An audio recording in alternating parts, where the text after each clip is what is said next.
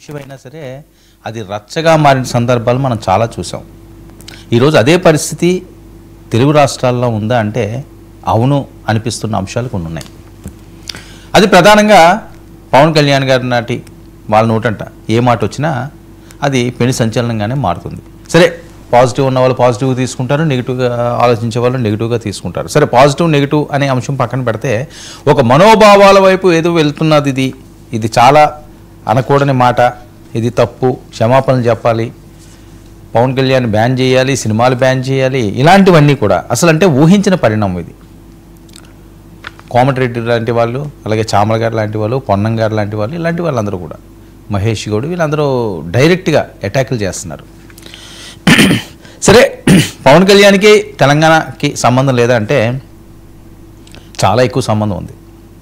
చాలాసార్లు పవన్ కళ్యాణ్ గారు తెలంగాణని తన రక్తంతో పోల్చుకున్నారు. తెలంగాణ రక్తం, ఇక్కడ భావజాలం నాకు చాలా ఇష్టం అని చెప్పి చాలా చాలా చాలా మాట్లాడిన సందర్భాలు ఉన్నాయి. మరి అప్పుడు ఇటువంటి ట్రోల్స్ కానీ లేకపోతే అటువంటి ఆలోచనలు కానీ లేకపోతే ఆంధ్రప్రదేశ్ వాళ్ళు పవన్ కళ్యాణ్ గారు ఈ రకంగా అంటారా, తెలంగాణను ఎలా మెచ్చుకుంటారా అయినా అని చెప్పి వీళ్ళేం ఉద్యమాలు చేయలేదు, ఏమీ అనలేదు. ఎందుకంటే ఒక్కొక్కరు ఒక్కో భావజాలు ఉంటే తెలుగు రాష్ట్రాల ప్రకారంగా భౌగోళికంగా వేరైపోవచ్చు. కాక ఆంధ్రప్రదేశ్ వేరు, తెలంగాణ వేరు కాదు. మన పాలన కోసం కొన్ని చేసుకుంటారు, ఆ సౌలభ్యం కోసం, లేకపోతే ఎవరి రాష్ట్రం వాళ్ళది అన్నట్లుగా. ఈ రాష్ట్రంలో ఉన్నారు కాబట్టి వీళ్ళది, ఆంధ్రప్రదేశ్లో ఉన్నది కాబట్టి వాళ్ళది, మహారాష్ట్రలో ఉంటే వాళ్ళది. వాళ్ళదంటే వాళ్ళ సొంతమా? అక్కడ బ్రతుకుతున్నారు అంతే, ఎవరికెవరికి సొంతం కాదు కదా. సో కొన్ని వాటిని సామరస్యంగా పరిశీలించుకోవాల్సిన అవసరం అయితే ఉంది. కానీ అది వివాదానికి చోటు చేసి అదొక రాజకీయ రచ్చగా, రాజకీయ చర్చగా పొలిటీషియన్స్ మధ్య ఉండడం అన్నది మంచి పరిణామం కాదని చాలామంది పెద్దలు మాట్లాడుతున్న మాట. సరే, ఆయన ఏమైనా మాట దొర్లు ఉండొచ్చు కాక, కానీ గతంలో కూడా పాజిటివ్గా మాట్లాడిన సందర్భాలు ఎన్నో ఉన్నాయి కదా. అరే, ఆయన అలాగే అని ఉండలే, ఏదో ఆ ఫ్లోలోనో వేరే సందర్భంలోనో ఒకటి చెప్పబోయి ఒక్కొక్క టైంలో కొన్ని మాట్లాడేస్తుంటాం. అది చాలామందికి వచ్చిన అవకాశం. ఎవరు కేసీఆర్ లాంటి వారు మాట్లాడలేదా, రేవంత్ రెడ్డి గారు లాంటి వాళ్ళు మాట్లాడలేదా, ఏమి తప్పులు ఎవరు మాట్లాడలేదా అంటే సీఎం స్థాయి వ్యక్తులు చాలాసార్లు మాట్లాడిన సందర్భాలు ఉన్నాయా, డైరెక్ట్గా హిట్ చేసిన సందర్భాలు ఉన్నాయా. అవన్నీ పెట్టుకుండి వీళ్ళు ఎలాంటి వాళ్ళ, వాళ్ళు ఎలాంటి వాళ్ళ, వీళ్ళకి ఆంధ్రప్రదేశ్లో కూడా చాలామంది మాట్లాడిన వాళ్ళు ఉన్నారు.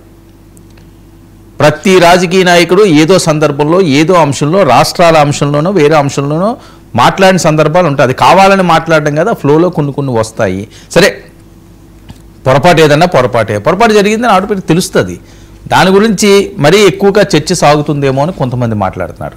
మాట్లాడడం కరెక్ట్ కాదని కొంతమంది అంటారు, మాట్లాడడం అలా మాట్లాడతారని కొంతమంది అంటారు.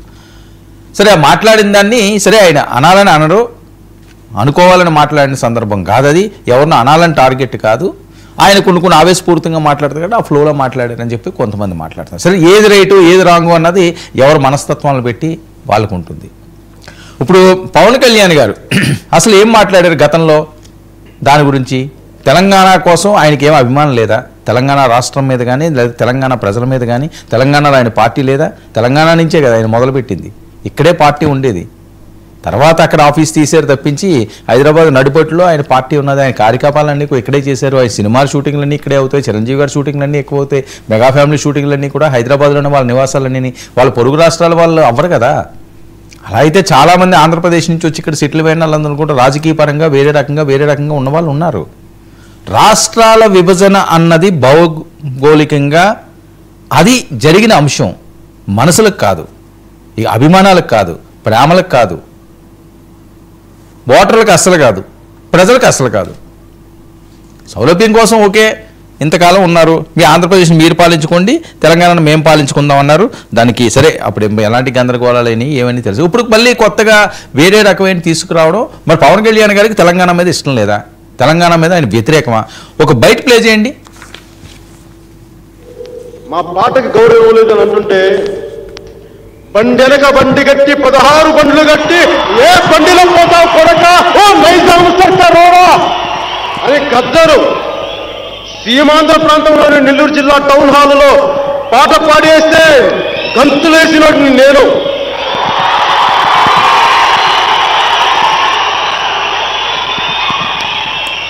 జమ్ జమ్మల్మరి ఎయ్యకల్లో జరి, జమ్ జమ్మల్మరి ఎయ్యకల్లో జరి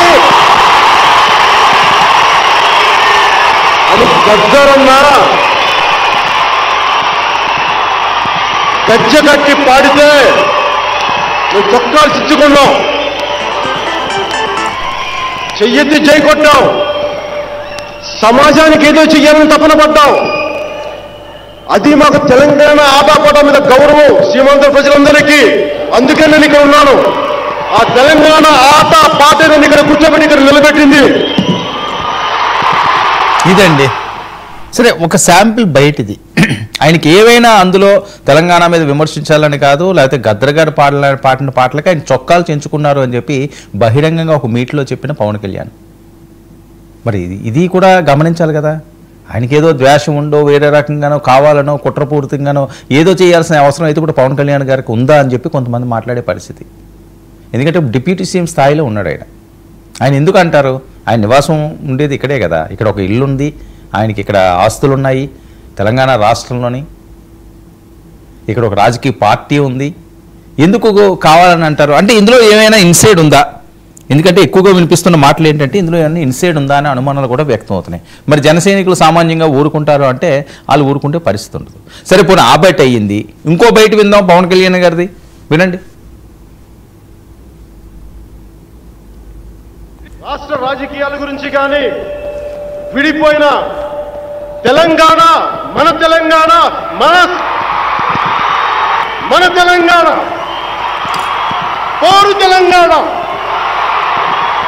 పార్టీ పెట్టు, కానీ తెలంగాణకి క్షమాపణ చెప్పంటే నా తెలంగాణకి మీరెవరు అడగడానికి, క్షమాపణ చెప్పడానికి మీరెవరు? నేను తెలంగాణకు వ్యతిరేకం కాదు, అది మీరు తెలుసుకోవాలి.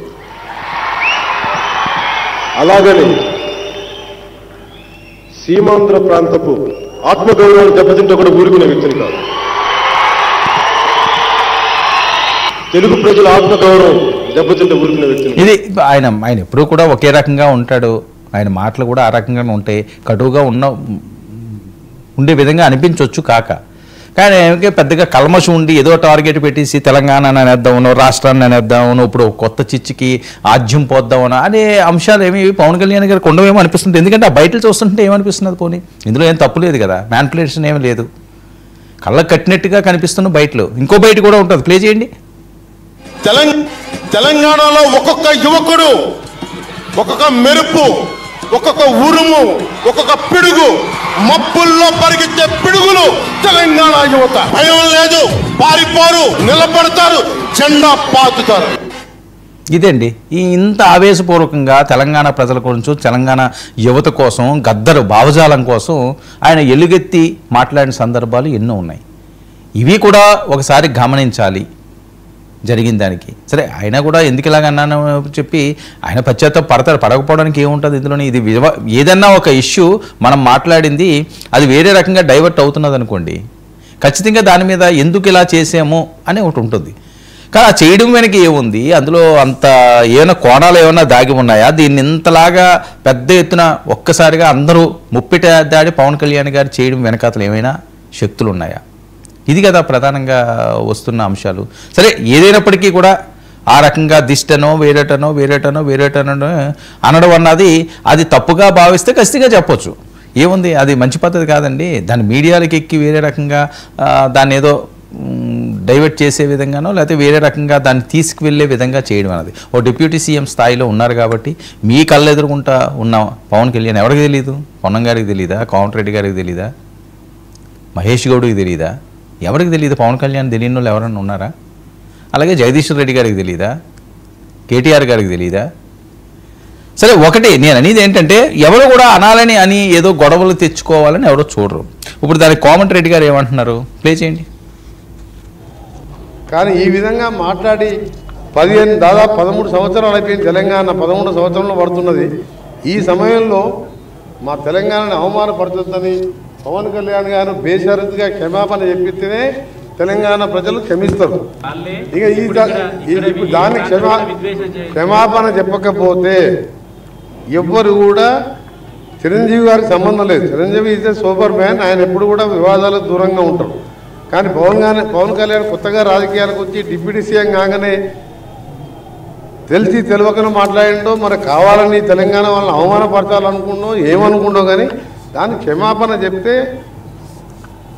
కనీసం ఆయన సినిమా 1-2 రోజులన్నా ఆడుతుంది. చెప్పకపోతే ఎక్కడ కూడా తెలంగాణ థియేటర్లలో సినిమాలు రిలీజ్ కావు.